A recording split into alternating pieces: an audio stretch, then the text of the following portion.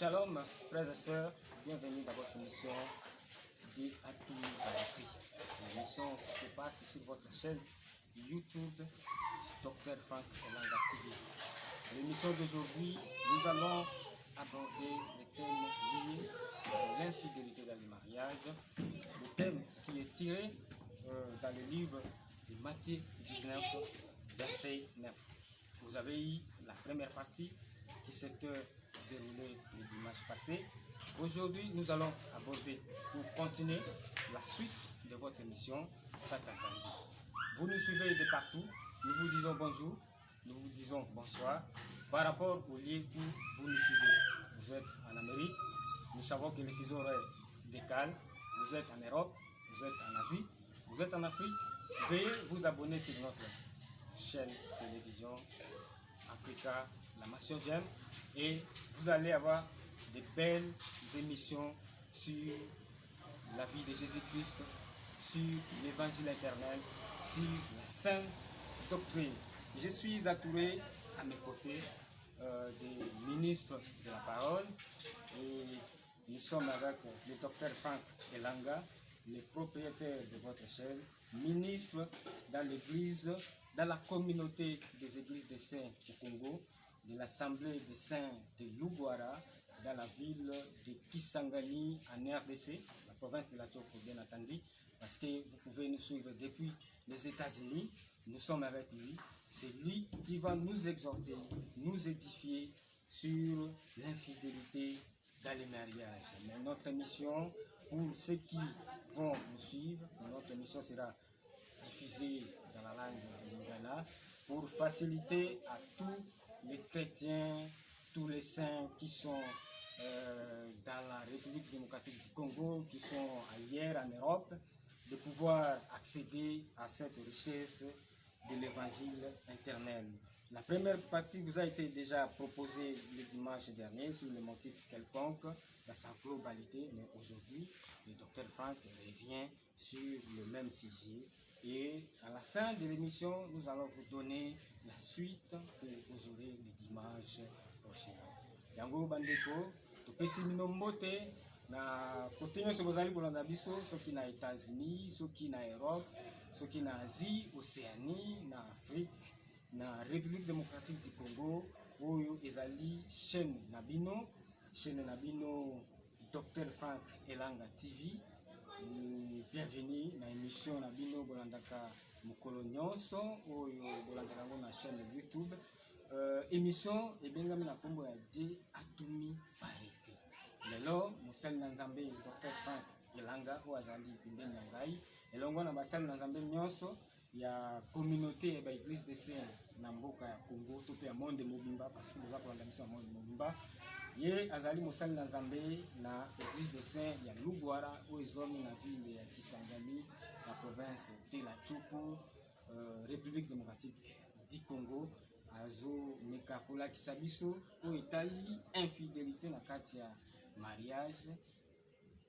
Bo s'abonner, bo partager ba vidéo, bo aimer émission na bino, bo kozwa susu epele oyo etali bomo ya Jésus-Christ, oyo etali sango malamu Jésus-Christ atikelaki biso. Yango na kozanga kozwa ngonga mingi po émission na biso eza na mwa ngonga moke oyo tokolakisa bino. Napesi Dr Frank Bote. Shalom, shalom, peuple de Dieu. Toza liboso na bino on a continuer deuxième partie à émission na biso. Nous parlons sur l'infidélité dans les mariages. Zolobela yango pour utiliser nyos, pour parler lingala, pour français nyos, pour utiliser yango l'infidélité dans les mariages. Yango nde tozolobela yango. Lelo tozo continuer en deuxième partie, mais le dimanche prochain tokozala na ba question parce que nous serons entourés par les journalistes. On va reposer quelques questions sur les motifs quelconques. Mais lelo tozo parler, tozo continuer toujours la deuxième partie. Concernant l'infidélité dans les mariages, je vais attirer dans le livre Matthieu, chapitre 19, verset 9. Nous lisons au nom de Jésus-Christ. Mais je vous dis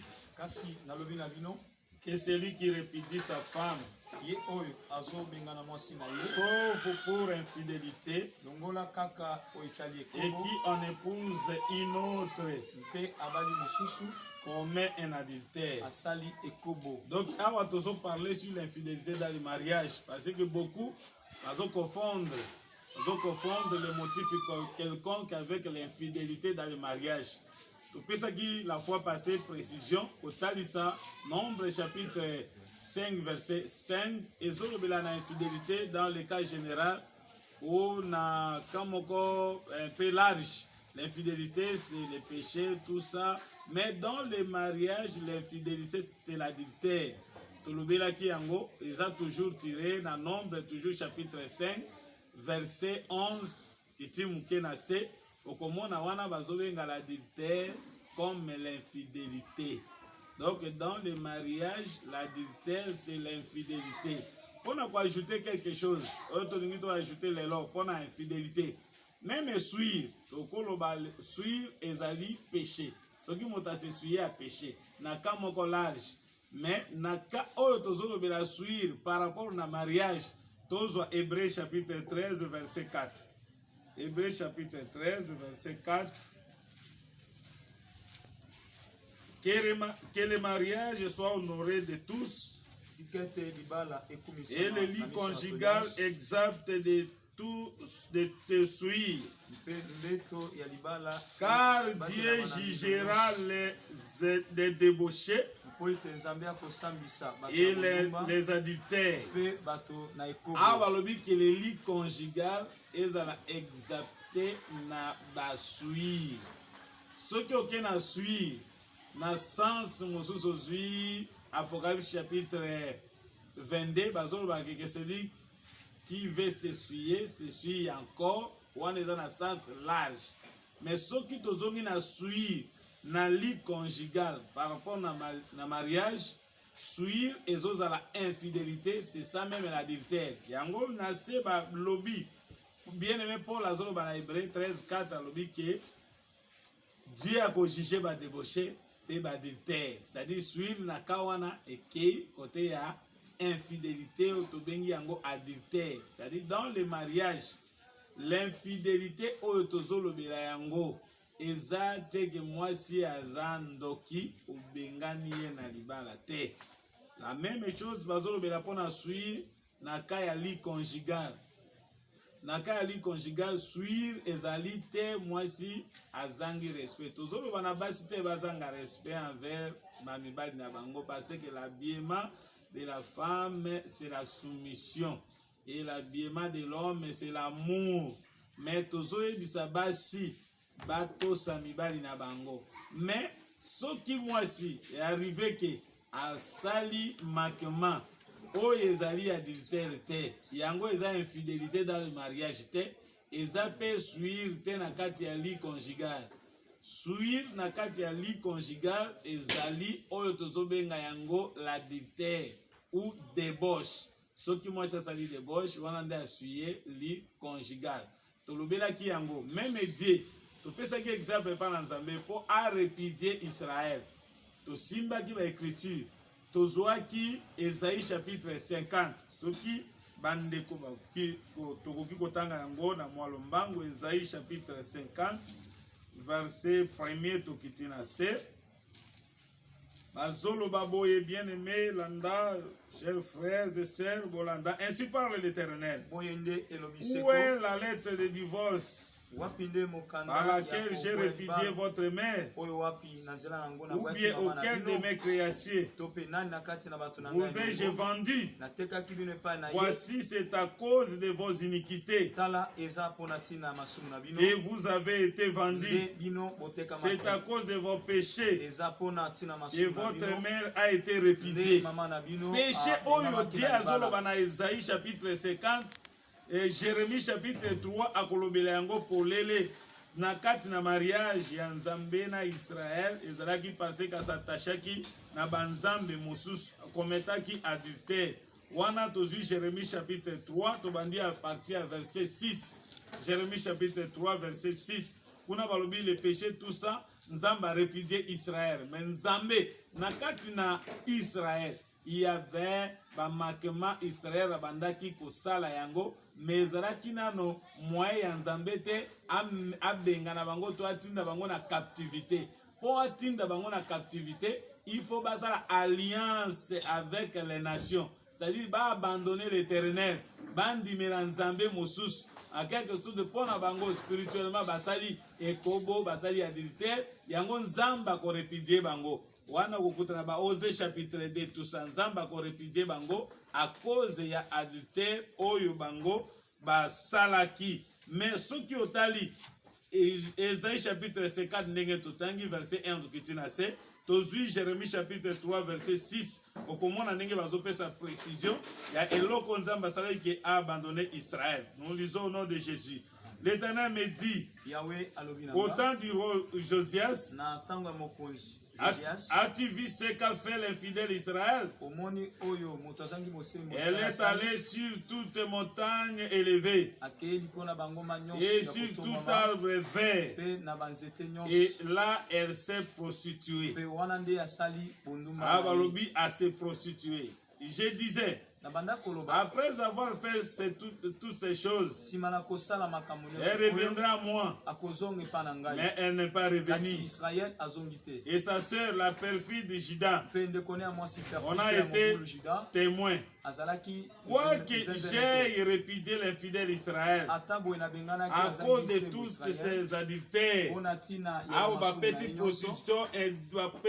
précision que l'infidélité kuna le péché, il y a Esaïe 50, Esaïe adultère.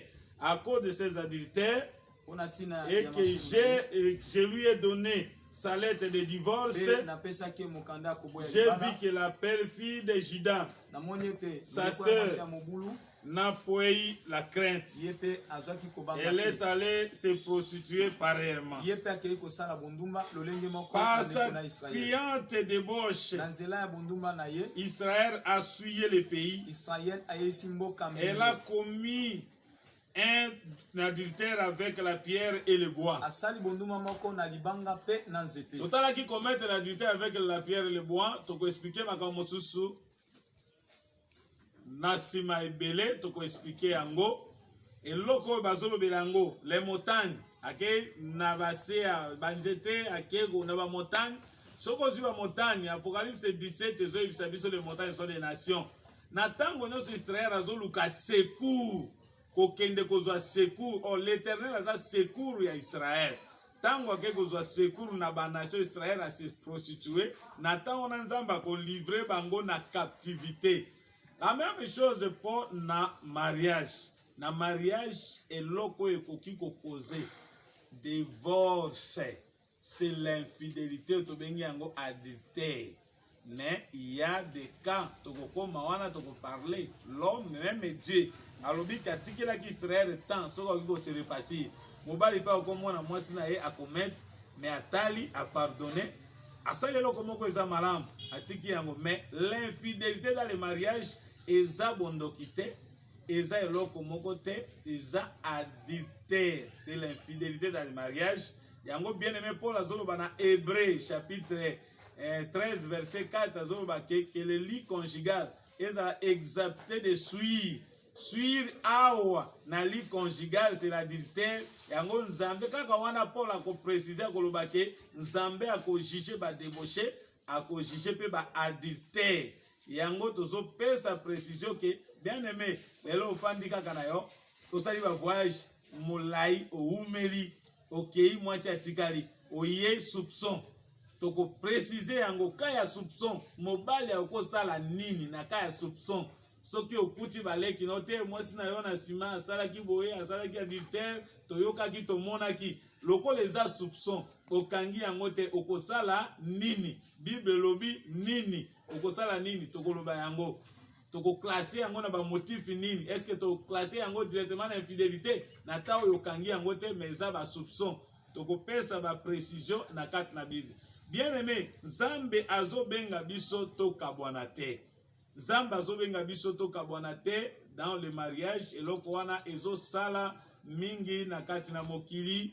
Mariage ekoki ko zangisa ebele monene la vie éternelle ebele monene okoki kozala wana peut-être ozala un homme de Dieu ozoservir nzambe mais obuki eloko oyo orepidia mwasi na otaxe kaza sorcière mais eloso continue koteya keke so bamiracle okoki kozala na yango ozosala bamiracle ezomonana banini tusa miracle ekobangisa biso te parce que écriture ezali Matthieu 7 azolobaki toprophétisaki na kombo na yo tosalaki bamiracle na kombo na yo mais aloba je ne vous ai jamais connu akoyi atikala ta koyeba bango te mais eloko tokoyebisa bandeko ke na mariage eloko koki kokabola yango soki mobali amoni ke eleki l'infidélité pa na mwasi na adultère alobi arepidie ye mobali wana aza na problème te aza na likambo moko te soki arepidie ye me na bamotife kelkoka okoki korepidie te parce que nzambe azobenga biso tokangama na toujours na libala tozwi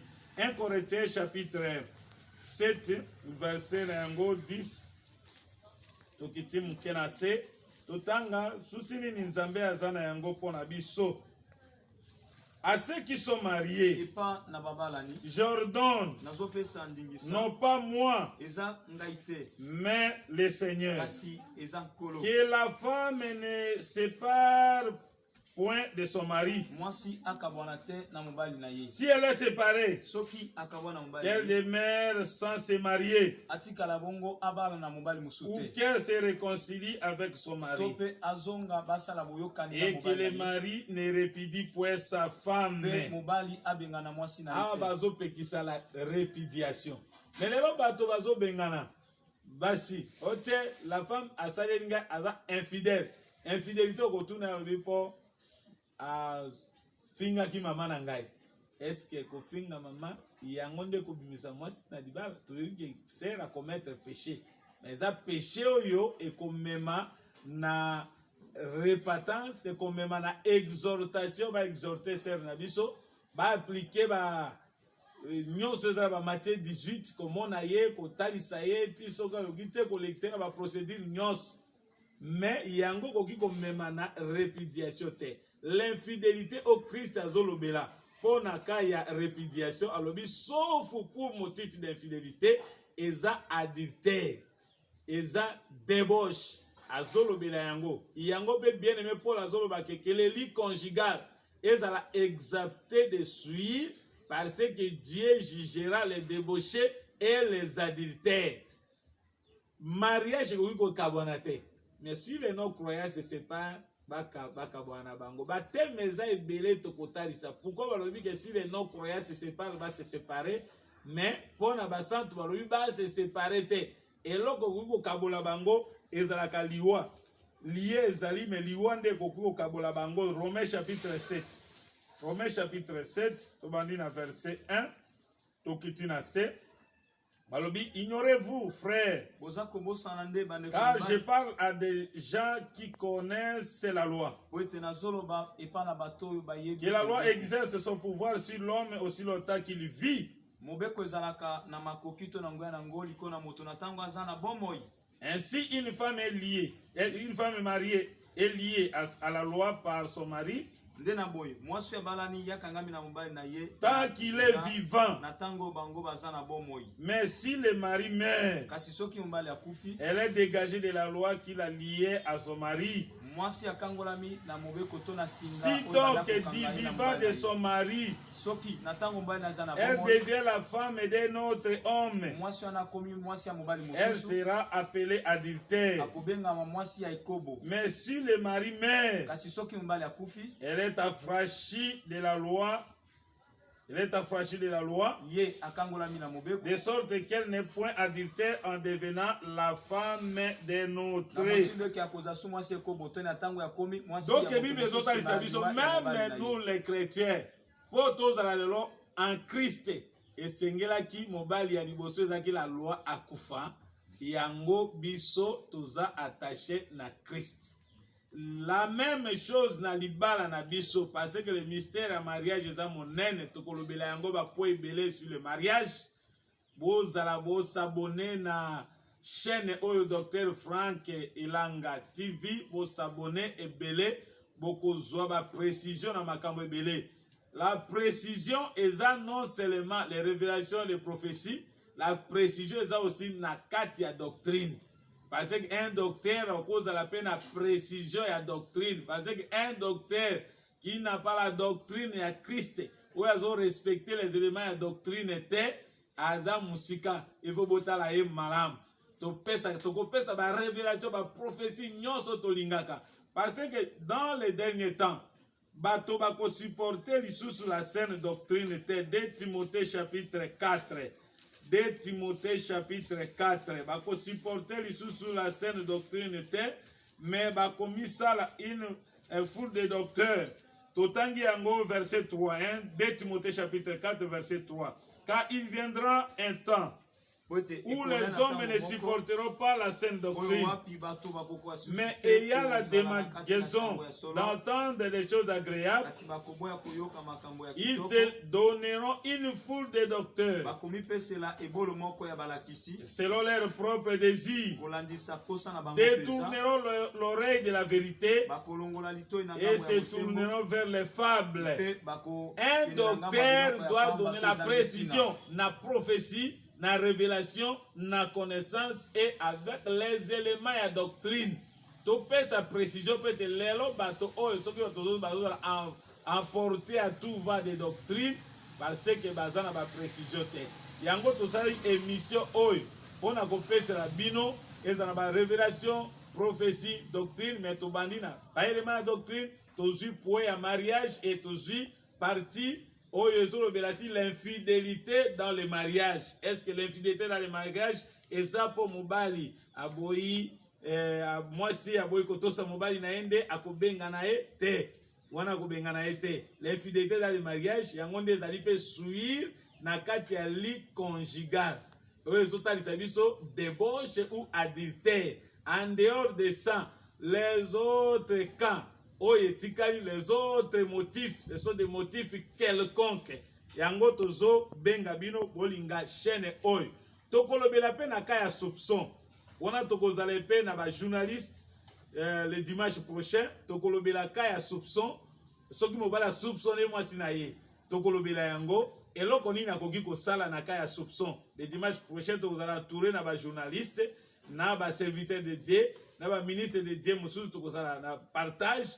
Lelo nazo telemana no muke awa nazwa moi quelques questions soki ekozala pe na basali ya Nzambe pe na bien-aimé journaliste bien-aimé Dieudonné Dido Liboga soki question ekozala bako poser na ko répondre pe to conclure ya solo émission na biso pona mukolo na lelo.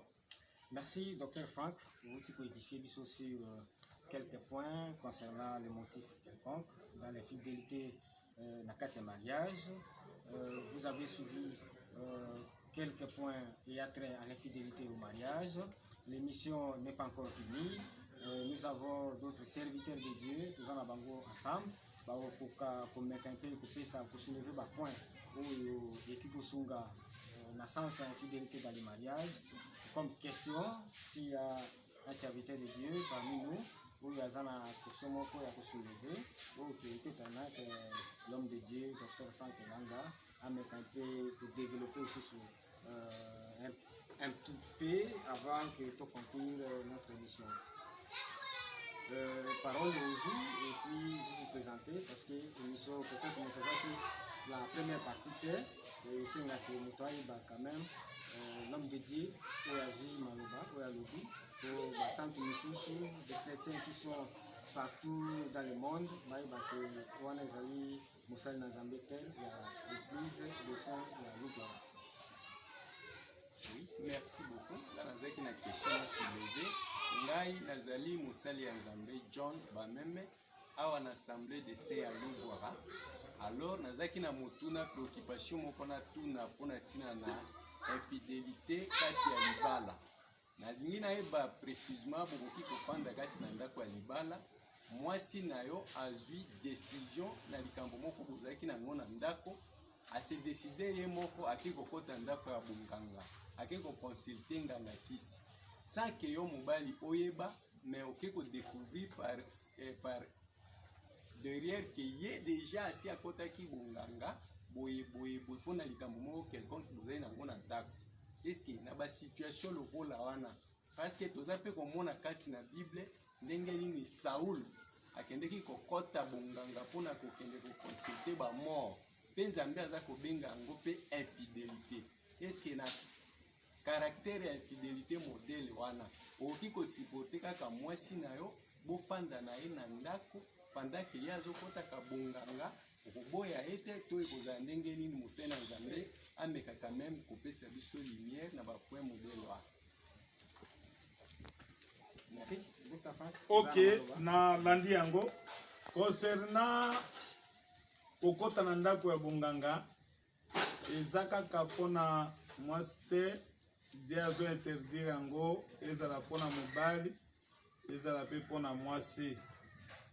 Soki moto akendeki koconsulte banzambe mosusu meme Israël soki akonsultaki Egypte eza lokola akonsultaki banganga nzambe akoyebisa eke il faut revenir azonga pardon ezali pana mwasi balobi moto azokashe batransgression na ye wana eza na cadre ya transgression abuki le commandement de l'Éternel oyo ezali na Exode chapitre 20 abuki le commandement de l'Éternel koki koconsulte motu te même Esaïe 8 alobeli yango verset 19.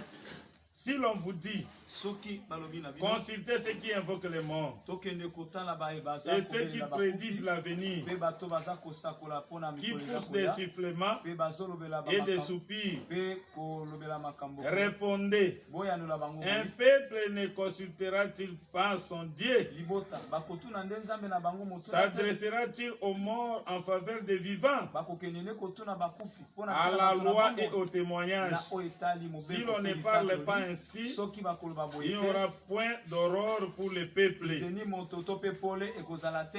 Awa nzambe azopekisa moto bakonsulte bamort soki ye akoti sera ke akonsulte mobali aye komona yango eloko eza ke celui qui cache ses transgressions akoprospérer te. Awa naza na Proverbe 28:13. Mais celui qui les avoue et les délaisse obtient miséricorde. Tango ayamboli yango atiki mobali akopardonner wana azu infidélité là le mariage c'est l'homme physique.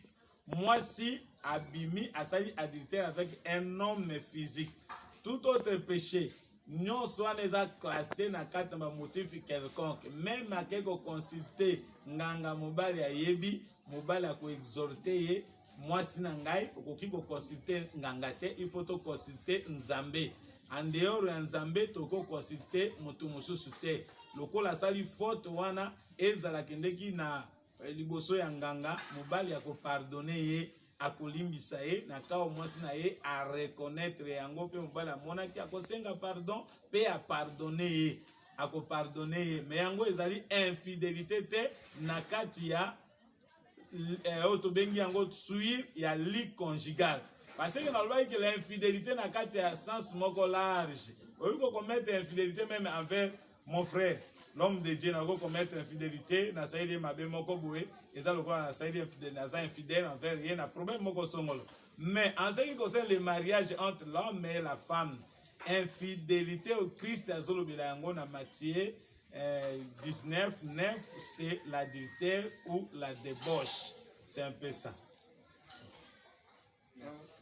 Merci beaucoup, Naza totalement satisfait de la réponse sur Moussé Nzambe apprécie. Merci beaucoup. Tutikali na quelques minutes, l'homme de Dieu. Merci to pesi ba ndeko nyonso mbot ya mokili momba basambeli pe basante na benga mina kombo ya Moussé Nzambe Emmanuel Chabani na église de Saint Alugwa pe ya mokili momba nazaki na mutuna moko na tuna molakisi sikoyo na oetali kokabwana libala soki mwasi na mbali babalani mwasi aza na mbula ebele koleko ya mobali bavandi e kokoma ngonga moko mobali amoni ke non bon lokole komi boye ngai fona tika yo na kende koluka o mususu wana pesa permis na Bible comment? Bon, na kati ya âge tokolobela yango la fois prochaine tokolobela po wana pesa la ka mois débat na kati na communauté tokolobela yango la fois prochaine mais kolobaka ka tango déjà bobalani dote pesa mi makambo nyonso ata oyo kodécouvrir mwasi aza plus âgé que yo eza toujours na kati ya motif quelconque mais tokodévelopper yango makasi sur l'âge par rapport na l'homme et la femme. Est-ce que mwasi akozala plus âgé que l'homme et tout ça, est-ce que soki azali est-ce que akokota lola te nini tout ça tokolobela yango. Namoni tokomi na suka presque na émission na biso liso na bino Dr Frank kola pambola bino nazongisi maloba epai na journaliste. Merci Dr Frank, merci Nadenge exerté biso. Bien que matière est trop riche, tout épuisé nous sauté, ma question est allée belée. Maintenant, je vous donne rendez-vous pour le dimanche prochain. Nous allons développer notre émission, notre thème du jour, l'infidélité dans les mariages. Nous avons évoqué quelques points et attrait au motif quelconque. Dr Frank a le biso concernant ma soupçon S et qui comme même na vocabulaire ya dibala de l'impolitesse, ma point ébélé, Bolanda, ma point ébélé au développer la fois prochaine. N'hésitez pas à vous abonner sur votre chaîne des amis tout par écrit, c'est le thème. C'est votre émission, pardon, et votre chaîne, c'est Dr Frank Elanga TV. N'hésitez pas à vous abonner et à partager les vidéos et aussi à aimer. Donc, Tokutani, dimanche prochain, je vais préciser RT parce que vous avez partout dans le monde, surtout ici RT à Congo, peut-être vous êtes aux États-Unis. Nous attendons l'andabisoté. Mais Dr Frank, il y aura encore d'autres questions. Pour réagir, même qui va me réagir dans la page, dans la chaîne Nabiso. Mais numéro WhatsApp, numéro WhatsApp, ce qui réaction Kozala 081 90 52 086 081 90 52 086. Que l'Éternel vous bénisse. Merci beaucoup. Bye. À la prochaine. Ciao.